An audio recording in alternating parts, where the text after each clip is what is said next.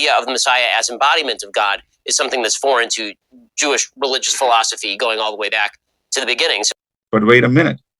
Within the Second Temple Judaism, roughly between 400 to 4 BC, a view emerged among the Jews that there were two powers in heaven based on the reference from Daniel, Exodus, and Psalms. It is well demonstrated by the Jewish scholar Alan Segal in his groundbreaking book, The Two Powers in Heaven.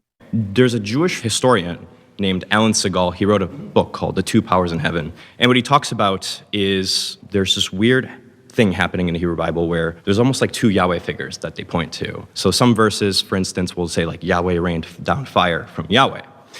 And so Philo of Alexandria in the Second Temple period talks about this two powers in heaven motif. And he says like there's two Yahwehs. There's the first power and the second power, but they're both Yahweh. It's almost like a sort of proto-Trinitarian view.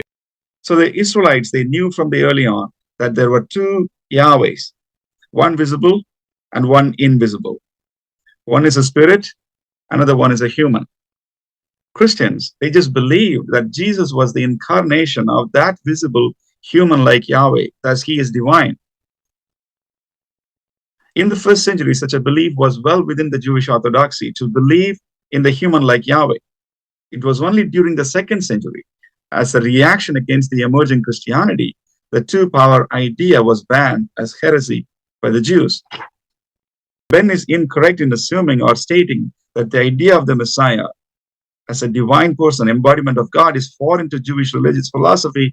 That's simply incorrect.